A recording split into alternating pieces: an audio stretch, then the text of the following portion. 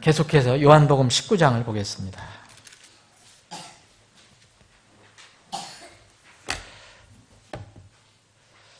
요한복음 19장 8절부터 11절입니다. 19장 8절부터 11절까지 제가 읽겠습니다. 그러므로 빌라도가 그 말을 듣고 더욱 두려워하여, 무슨 말을 들어서 두려워했다 그랬습니까? 7절에 보면 유대인들이 그에게 응답하되 우리에게 법이 있거니와 우리 법에 따라 그는 마땅히 죽어야 하리니 이는 그가 자신을 하나님의 아들로 만들었기 때문이다 하니라.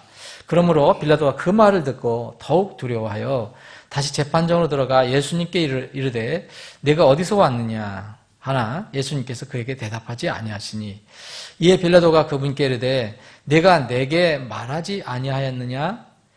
내게는 너를 십자가에 못 박을 권한도 있고 놓아줄 권한도 있음을 내가 알지 못하느냐 하매 예수님께서 대답하시되, 이제 아까 이 9절에 보면 그 빌라도가 예수님의 출신을 물어봤잖아요. 너 어디서 왔느냐? 도대체 너는 어디서 온 사람이냐? 그랬더니 대답 안 하셨어요. 근데 이제 빌라도가 자기의 권위, 이 세상에서 가지고 있는 어떤 권력을 얘기했을 때 예수님께서 대답하십니다. 예수님께서 대답하시되 위에서 내게 주지 아니하셨더라면, 위에서 내게 주지 아니하셨더라면 나를 해할 권한이 결코 내게 있지 아니하였으리니 그러므로 나를 네게 넘겨준 자에게는 더 큰 죄가 있느니라 하시니라. 일단 여기까지 4절만 우리가 살펴보겠습니다. 여러분, 그 성경을 이제 우리가 계속해서 지금 요한복음을 읽고 있는데 성경은 한 구절에서도 우리가 생명의 양식을 얼마든지 얻을 수 있습니다. 그래서 그렇다고 해서 또 맨날 한 절만 가지고도 얘기할 수 없겠지만 여기 우리가 읽어본 이 4절 속에 예수님과 빌라도가 나눈 대화 속에서도 우리가 이 짧은 시간에 얼마든지 이렇게 영적인 진리와 교훈을 얻을 수 있는데, 이런 말씀이 우리가 항상 듣고 읽을 때 그것을 남에게만 적용하면은 그 말씀은 나에게 진짜 한번 왔다 사라져가는 그런 것이 되고 맙니다.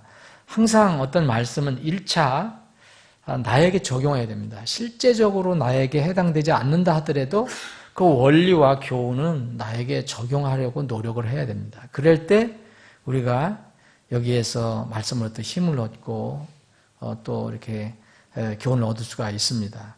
이 부분을 저는 인간 정부와 주님이라고 이렇게 제목을 달아봤는데,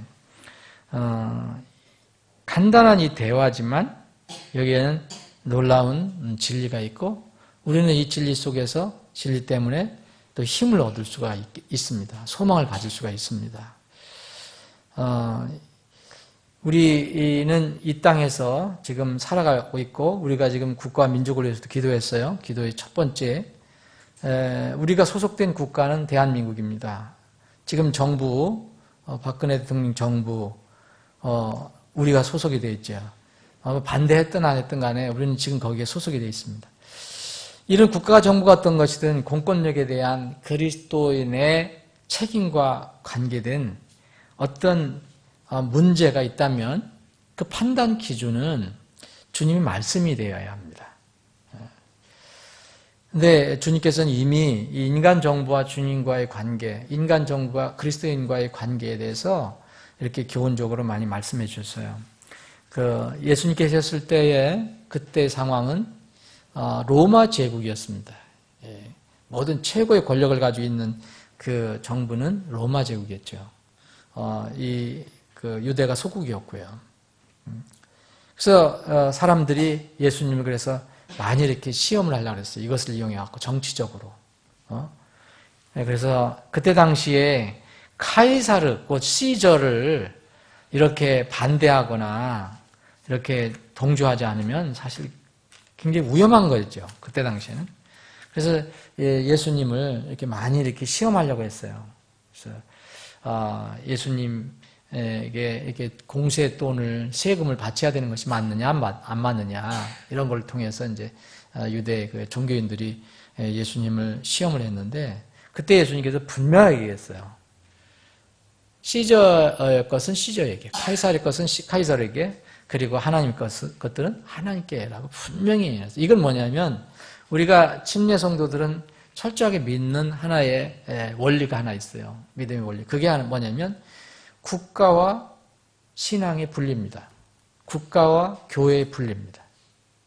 그래서 만약 국가와 교회가 분리가 되지 않으면 타락이 와요. 그래서 역사적으로 이걸 지키지 못했던 이 많은 사례 속에서 이런 타락의 모습을 볼 수가 있는데 대표적인 게 로마 카톨릭이고요. 여기는 국가와 교회가 하나가 됐어요. 이미 이게 교회가 아니지만.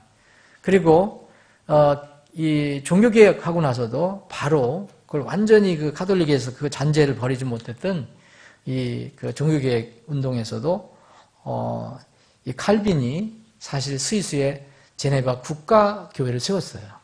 거기는 국가 권력과 교회 권력이 똑같았어요. 결국에 타락이 되죠, 나중에. 부패가 되는 거예요. 그래서 이 하나님께서는 분명히 카이사르 것은 카이사르고, 이 주님의 것은 하나님 것은 하나님 것이라고 말씀했어요. 이거는 분명히 이 국가와 신앙의 분리를 얘기합니다. 그럼 우리가 그리스도인이 이 땅에 살아갈 때, 이런 관계, 이런 문제가 있을 때, 관련된 문제가 생길 때 판단 기준은 어떻게 되어야 되냐? 내 생각이 아닙니다. 세상의 어떤 이론이 아닙니다. 오직 주님께서 말씀하신 말씀이 기준이 되어야 됩니다. 비록 현재 세상의 통치자는 누굽니까? 마귀지만 한정적으로 주님께서 용인해 주신 그 과정이 있지만 주님께서는 그리스도인들에게 너희들이 속한 세상 정부의 권위를 존중하라고 항상 가르치십니다. 이게 한 군데가 아니에요. 그래서 우리가 국가 민족을 위해서 기도하는 거예요. 사실 좋은 그리스도인은 좋은 시민이 돼야 합니다. 로마서 13장 1절에도 바로 그거예요. 권력이 위에서 나지 않은 것이 없다. 그러니까 그 권력에 우리가 순종해야 된다. 디모데전서 2장 2절도 비슷한 겁니다. 이 나라가 안정이 돼야 너희들 이 믿는 자들이 이 일을 할 수 있지 않느냐. 그래서 바울 사도도 그랬고 모든 사도들도 다 그랬습니다. 그런데 그 유대의 교를 믿는 사람들 중에서 어떤 사람들은 열심당이라든지 이런 사람들은 정부를 이렇게 폭력으로나 어떤 힘으로 뒤집어 엎으려고 하는 그런 시도를 했어요. 그래서 여러분들 뭐 여러 가지 이제 복잡하게 생각할 수가 있겠지만 그러면 뭐 과연 우리나라가 옛날에 독립운동한 걸 어떻게 생각하느냐. 여러분들 한번 깊이 생각해 보시고 그런 어떤 불이라든지 부정에 대해서 침묵을 지키라는 게 아니라 우리가 이야기도 할 수 있고 의견도 표현할 수 있지만 이렇게 무력을 통해서 이렇게 뭘 이렇게 전복하려고 하는 거는 주님의 방법이 아니었다는 걸 생각해야 합니다. 잘 생각해 보셔야 됩니다. 9절에서 예수님께서 이 대답하지 않으셨잖아요. 빌라도가 얘기한 거를. 출신이 어디냐? 그런데 예수님께서 11절에 대답하셨어요. 나를 네게 넘겨준 자에게는 더 큰 죄가 있다. 그리고 네게 뭔가 주어지지 않았다면, 곧 하늘에 주어지지 않았다면 네가 나를 지금 심판할 권한도 없고 나를 어떻게 십자가에 못 박을 권한도 없다. 근데 너는 무언가를 받았기 때문에, 용인되었기 때문에 네가 그렇게 하는 것이다. 빌라도는 이제 이런 것을 이해하기가 어려웠죠. 예수님은 분명하게 그렇게 얘기합니다. 이게 무슨 얘기냐면 빌라도는 이 땅에 자기가 권리를 가지고 있다, 권력을 가지고 있다, 땅이 이 국가가 어떤 권리를 가지고 있다. 그러면 모든 것을 다 통제하는 걸 생각했어요. 근데 예수님은 그렇지 않다고 그랬어요. 예수님은 하늘에 있는 어떤 나라와 하늘에서 내려온 어떤 나라와 이 땅에 세워진 나라는 이게 틀리다는 거예요. 분명히 그 빌라도의 권리를 인정하셨지만, 권력을 인정하셨지만, 그러나 또 내가 소속된 것은 그 나라가 아니라는 것입니다. 정부의 권위와 하나님의 권위는 이 국가와 신앙 분리되지만 사실은 엄밀하게 얘기하면 국가는 하늘에 종속된 겁니다. 그것만 알아도 정말 믿음이 이렇게 저는 항상 이렇게 국가민족을 위해서 기도할 때 대통령이나 모든 권력자들이 최소한도 거듭나서 구원을 받지 못하더라도 이 어떤 절대적인 어떤 그 하나님에 관한 어떤 인식을 가지고 두려움을 조금 가지고 있으면 나라가 그래도 안정이 될 수 있습니다. 그걸 위해서 기도합니다. 그 사람들이 구원받으면 좋겠지만 최소한 권력자들이 하나님을 두려워하는 마음을 갖게 해달라고 얘기합니다. 어떤 방법을 통해서든지. 국민들도 마찬가지고. 그래서 이 그리스도인들은 정부에 소속이 되어 있지만 영적으로는 이 정부에 소속된 게 아니라 하늘나라에 소속되어 있다. 구원받은 사람은. 그럼에도 불구하고 이 땅에 살아가고 있기 때문에 그리스도인들은 자신 위에 있는 권력자들, 하나님께서 허락하신 권력자들에게 이렇게 순종을 하라. 그걸 존중하라. 선량한 모범 시민이 돼야 한다고 그렇게 얘기했습니다. 다시 말씀드리면 국가의 불의나 그 오류 이런 거에 대해서 침묵을 지키라는 게 아니라 의사 표시를 할 수 있고 반대도 할 수 있지만 무력과 폭력을 동원해서 하는 것은 과연 하나님의 뜻이냐? 예수님은 그런 방법을 택하지 않으셨습니다. 내가 만약 폭력을 동원할 수 있다면 12형의 천사를 동원해서 내가 얼마든지 물리칠 수 있다. 그럼에도 불구하고 하나님 뜻에 따라서 그냥 그 세상 정부의 그 권력에 순응을 하십니다. 혁명을 위해서 혁명을 일으키는 것은 저는 비성경적이라고 생각합니다. 비기독교적이고요. 선한 시민은 작은 법규라도 잘 준수해야 되고 정직하게 세금을 내야 합니다. 카이사르의 것은 카이사르라는 것은 세금 관련된 거죠. 예수님 한 번도 세금에 관해서 문제가 나왔을 때 이제 세금을 그렇게 탈세하거나 안 내거나 나는 하나님의 왕의 아들인데 낼 이유는 없지만 그렇지만 낸다. 한정을 낸다고 말씀하셨잖아요. 자신이 판단하기에 옳기 때문에 그런 국가, 그런 정부, 자기가 좋아하는 정부, 좋아하는 그 권력자가 있어서 복종하는 것이 아니에요. 자신의 생각에 맞지 않을 때도 그런 악한 권위라도 하나님의 사랑을 보여줘야 할 책임이 있어요, 우리는. 에베소 6장을 보면 이런 말씀이 있거든요. 이거는 국가 권력을 얘기하는 거지만 아니지만 그 어떤 그 상하 관계에서 어떻게 얘기를 하느냐.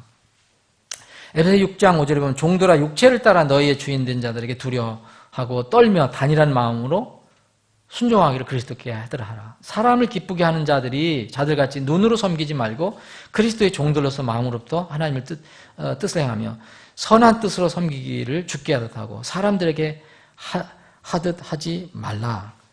어떤 사람이 무슨 선한 일을 행하든지 그가 매인자든지 자유로운 자든지 주께로부터 그대로 받을 줄 너희가 아느니라. 이 골로새서에 보면 또 이 사람이 우리가 흔히 생각할 때는 우리가 저 사람 오라 좋은 주인이야 좋은 권력이야 그러니까 이렇게 순종한다고 하는데 성경은 그렇게 얘기하지 않습니다. 골로새 3장 22절 보면 종들아 육체를 따라 너희의 주인된 자들에게 모든 일에 순종하되 사람들을 기쁘게 하는 자들같이 눈으로 섬기지 말고 오직 하나님을 두려워하여 단일한 마음으로 하라. 그럼 결정적으로 이제 베드로는 이런 얘기를 해요. 그러면 많은 사람들이 이게 착각하고 있는 건데, 우리가 스스로 판단해서 이게 옳고 그러다. 그러니까 나는 그런 것에 대해서는 절대로 순종하지 않겠다. 그런 권력에 대해서는 순종하지 않겠다라고 얘기하는데, 성경은 그렇게 얘기하지 않습니다. 베드로전서 2장 17절 보면 모든 사람을 존경하며 형제들 사랑하고 하나님을 두려워하며 왕을 존경하라.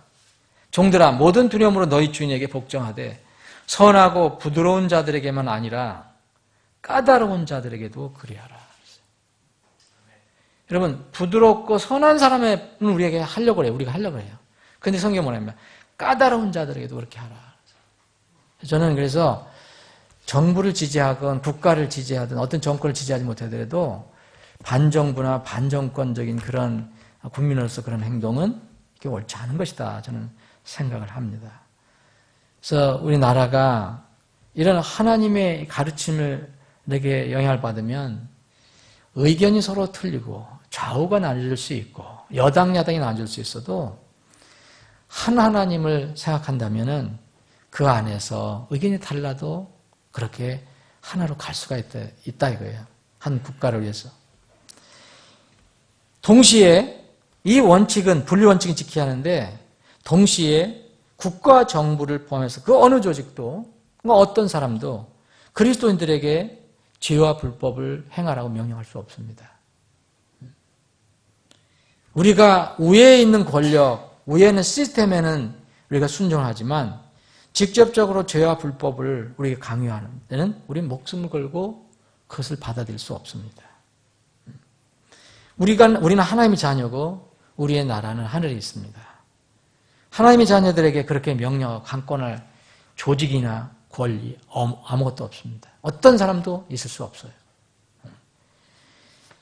이런 점에서 우리는 항상 이런 분리와 또 존중 이런 차원의 순종의 이런 이 가르침 때문에 우리는 늘 우리 자신을 돌아봐야 합니다.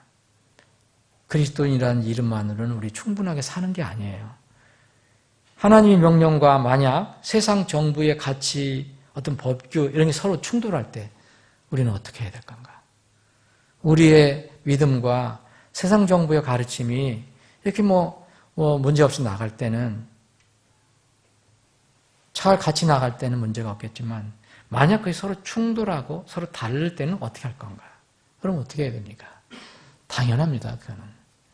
그때 무조건 그것을 순종하는 게 아니라 당연히 하나님을 따라야 합니다. 이럴 때는 스타일이라는 것은 수치가 되는 거예요. 우리에게는. 물론 우리가 세상을 살아갈 때 그리고 우리가 삶을 살아갈 때 분명히 선을 그을 수 없는 것들이 우리에게 나타날 수 있어요. 어떤 세상 권력과 우리 신앙사에 모호한 것들이 있을 수 있어요. 그럼에도 불구하고 우리는 빌라도와 같은 태도를 취해서는 안 된다. 빌라도는 어떤 면에 세상 기준으로는 그래도 선한 사람의 기준에 들어갔던 사람입니다. 근데 그는 이 끝이 참 비참했습니다. 예수님에 대해서 무죄도 선언했고 예수님을 풀어주려고 애를 많이 썼습니다. 그런데 그는 자기에게 어떤 큰 힘이 다가왔을 때 자신이 양심을 세울 수가 없었어요. 그리고 결국 불의에 굴복하고 말았습니다. 우리가 성경을 이렇게 읽어보면은 이 로마 총독 큰 권력을 가지고 있던 빌라도는 최소한 세 부류, 세 대상, 무서운 대상이 셋이 있었습니다. 오늘 읽어본 내용처럼 예수님을 조금 두려워하기도 했었어요. 유대인들이라고 왕이라고 불리니까 이 예수님도 이렇게 두려워했다고 성경에 나와 있습니다. 물론 이제 이 그리스도인들이 가지고 있는 그런 두려움은 아니죠. 또 이 자기가 그 땅을 다스리고 있었지만 그 본토 유대인들의 그 백성들, 유대 땅의 백성들도 두려워했습니다. 마음으로. 저들 이렇게 나쁘게 저기 해서 내 자리가 위태로우면 안 된다 생각을 했습니다. 그래서 예수님은 무죄라고 선언했지만 그들이 두려워서 사실 풀어주지도 못했습니다. 또 그는 자기를 직접 임명한 로마 황제 카이사르를 두려워했습니다. 그래서 이 유대인들이 그걸 가장 이용한 거예요. 결정적인 펀치를 한번 날리자. 그게 바로 카이사르를 이제 끄집어낸 거죠. 로마 총독이 카이사르를 어떻게 할 수가 없기 때문에. 그래서 여기 12절에 나오지만 만약 당신이 예수를 나누지만 너는 당신은 카이사르 친구가 아니다. 카이사를 대적하는 거다. 이 말에 결정적인 펀치를 맞습니다.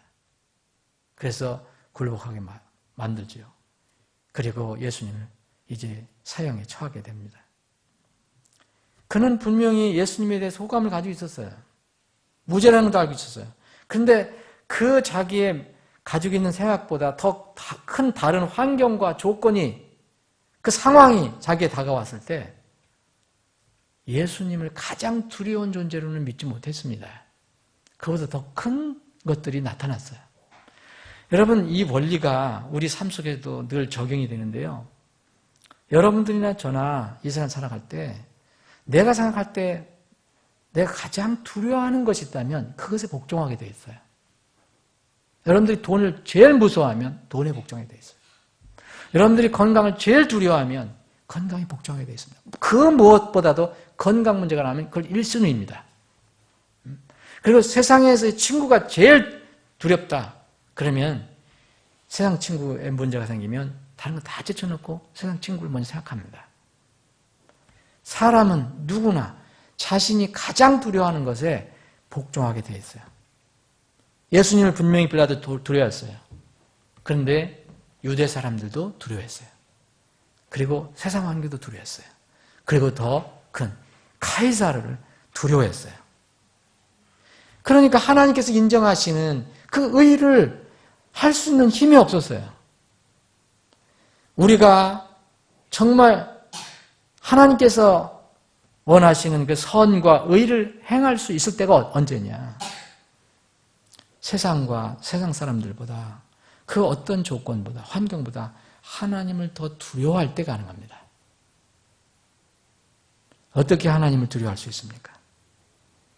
하나님께서 이 우주 만물의 창조주시다, 주관자이시다, 운행자이시다, 우리 생명과 호흡을 주장하시는 분이다. 이것을 분명히 인식하면 그분보다 더 두려운 대상이 없습니다. 이걸 분명히 인식할 때 우리는 하나님을 제일 두려워하게 됩니다. 세상 권력이 우리 육체는 죽일 수 있어도 우리 영혼은 손댈 수 없다고 그랬습니다. 우리 육체는 죽이게 할 수 있지만 영혼까지는 손댈 수 없어요. 그건 누가 하냐? 영혼과 육을 함께 멸할 수 있는 분은 오직 예수 그리스도 하나님뿐이다. 그걸 알면은 그분이 가장 두려운 대상이 되죠. 죽음을 앞두고, 우리가 정말 죽음을 앞두고 어떤 상황에 처했다면 이런 태도가 없으면, 이런 마음이 없으면 사실 거의 대부분 바뀌게 되면 그 순간 변화가 됩니다. 그걸 뭐라고 할 수도 없는 거예요. 다니엘과 그의 세 친구의 태도는 순간적으로 나타난 게 아닙니다. 그 순간이 왔을 때, 그 용광로 앞에 왔을 때 갑자기 믿음이 생긴 게 아닙니다. 다니엘이 사자굴 앞에 섰을 때 갑자기 그 믿음이 떨어진 게 아닙니다. 그때까지 그 믿음이 쌓여 있었던 것입니다. 제일 두려워하는 것이 누구냐? 바로 하나님이다. 자기의 생명을 주장하시는 분이 그분이라는 것을 알았기 때문에 그들은 용광로 앞에서도 두려워하지 않은 겁니다. 사자굴 앞에서도 두려워하지 않았던 겁니다. 하나님을 절대 이렇게 신뢰하면요, 그러면 우리는 지금 이제 하나님을 보지 못하기 때문에 육안에 보이지 않는 우리 하나님을 어떻게 우리가 두려워할 수 있습니까? 그래서 그분 입에서 나온 말씀, 성경에 대한 절대 신뢰로 이어지는 겁니다. 이럴 때 자신의 욕심, 자아, 육신의 소욕을 포기하고 버릴 수 있는 힘이 생기는 거예요. 사람이 두려워하는 것과 함께 또 우리가 생각해야 될 것, 주의할 것이 있습니다. 사람은 여러분이나 저나 나 자신에게 가장 이익이 되고 가장 유리한 것이 있을 때 택합니다. 이것도 조금 유리하고 이것도 유리하고 저것도 유리한데 가장 유리한 것이 뭐냐? 나에게 가장 육신적으로 가장 좋은 것이 뭐냐? 그것을 택하게 되어 있습니다. 가장 두려운 대상에 우리가 굴복하는 것처럼 나에게 가장 유익한 것, 이익이 되는 것, 이런 것을 택하게 되어 있습니다. 바보지요. 여기에 이걸 택하면은 100만 원이 오고 이걸 택하면 10,000원이 오는데 누가 10,000원을 택하는 사람이 있겠습니까? 저는 요사의 정치라든지 이런 세상 일들 이렇게 볼 때 바로 이런 사람의 속성 때문에 아무리 좋은 제도를 얘기해도 그것은 부패해 갈 수가 있다. 저는 이 시대에 전 정치에 대해서 잘 모르지만 관심도 별로 없지만 이 시대에 가장 많이 나오는 것이 소위 민주주의라는 겁니다. 인권이라는 그런 이름입니다. 여러분, 민주주의가 항상 진리는 아닙니다. 다수가 항상 옳고 소수가 항상 틀리는 건 아닙니다. 성경은 오히려 이와 반대입니다. 진리는 소수입니다. 하나님만이 항상 옳고 거룩하시며 하나님 말씀만이 항상 진리라는 걸 알아야 합니다. 그렇지 않으면 우리는 사람의 수가 많고 이런 것에 따라서 가게 돼 있어요. 사람의 수가 많고 양이 많고 어떤 부피가 많고 이런 것 때문에 그것이 또 적은 것 때문에 진리와 거짓, 정의와 불의 이렇게 나눠지는 게 아닙니다. 저는 민주주의 꽃이라고 하는 투표에 대해서 굉장히 부정적인 생각을 가지고 있습니다. 그래서 우리 교회에서도 이 해중교회지만 악용을 하면은 얼마든지 나쁜 결과를 초래할 수 있다. 우리가 몇 년 전에 이렇게 아프게 경험했던 그겁니다. 그래서 민주주의 꽃이라고 하는 투표가 항상 정의와 진리를 생산하는 것은 아닙니다. 예수님의 재판 케이스도 그래요. 많은 대다수의 사람들이 찬성 투표한 겁니다. 인류 역사 속에서도 일어난 그 비참한 사건들, 불행한 사건들도 보면 대부분 그렇습니다. 히틀러의 광기, 여러분 히틀러 혼자 광기를 부린 거 아닙니다. 그때 당시 독일 국민 90% 이상이 지지했습니다. 여러분 이 이웃나라 일본 그 나라 사람들은 거기에 통치자를 하늘의 황제라고 믿습니다. 예? 그래서 천황이라고 하잖아요. 천황.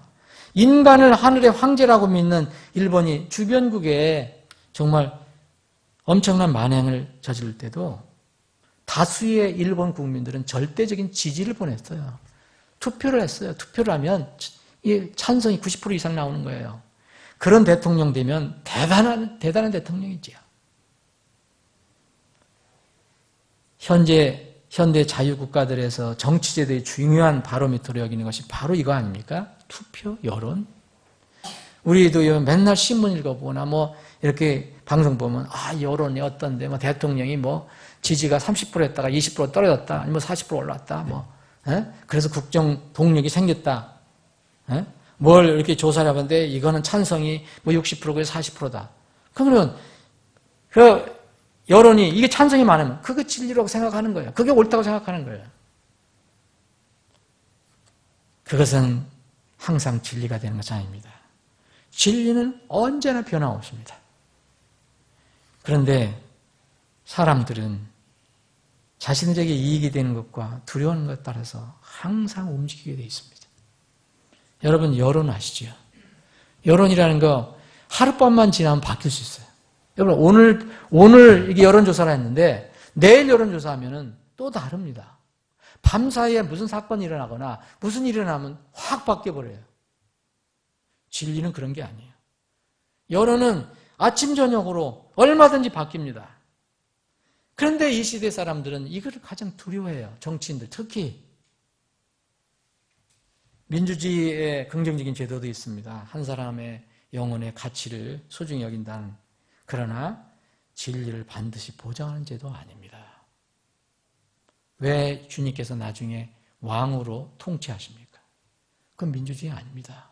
민주주의라는 것은 백성들에게 주권이 있다는 뜻입니다.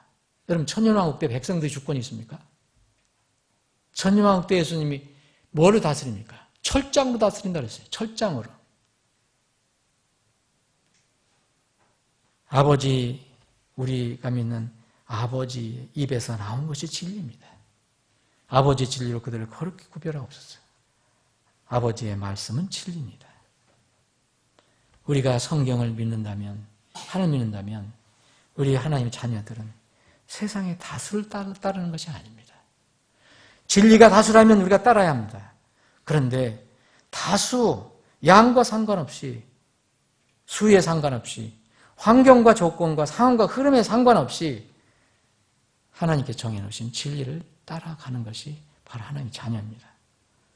사랑하는 여러분, 여러분들은 지금 따라가는 것이 무엇입니까? 세상을 살아갑니다. 오늘 이렇게 따라가다가 내일 바뀌고 또 무슨 상황이 있으면 또 바뀌고, 그건 진리가 아닙니다. 우리는 진리를 따라가야 합니다. 빌라도는 이 점에서 성공할 수가 없는 사람이었습니다. 실패할 수밖에 없는 사람이었어요.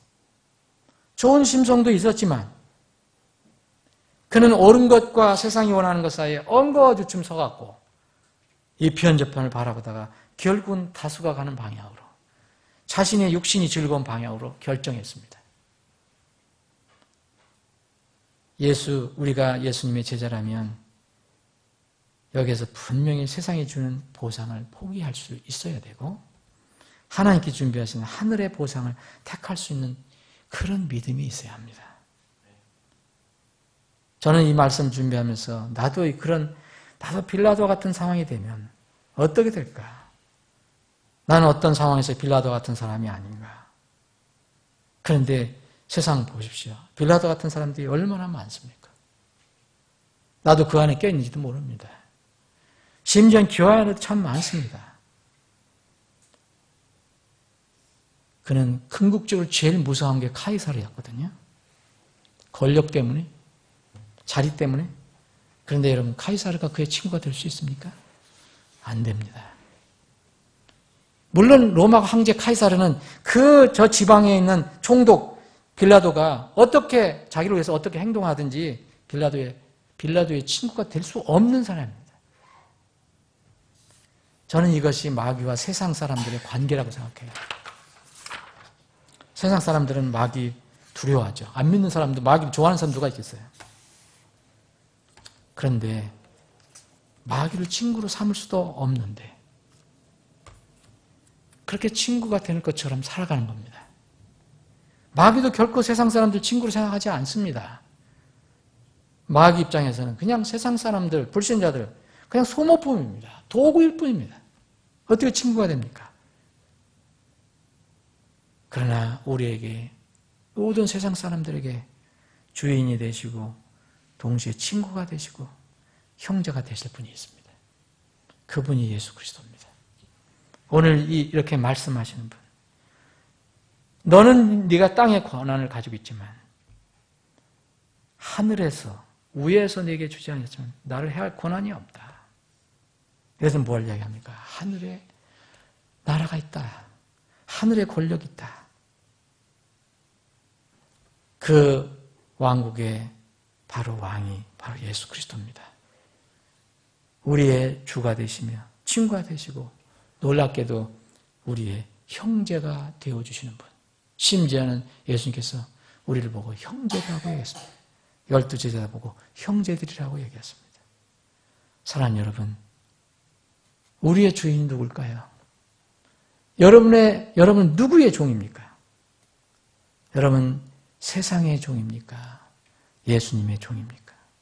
아무리 여러분이 세상을 따라도 세상은 여러분들의 친구가 되어주지 않습니다. 그냥 이용하는 겁니다. 부디 이 세상에 살아갈 때, 주님이 오시기까지 이 땅에 살아갈 때 누가 주인이 되어야 할 것이며 누굴 따라야 할 것인가를 분명히 하는 그런 믿음이 있기를 바랍니다. 우리 교회도 분명히 그런 교회적인 그런 결단이 있어야 합니다. 어떤 상황에서도 세상을 따르지 않고 주님을 따르는 교회가 되어야 된다. 아버지 하나님,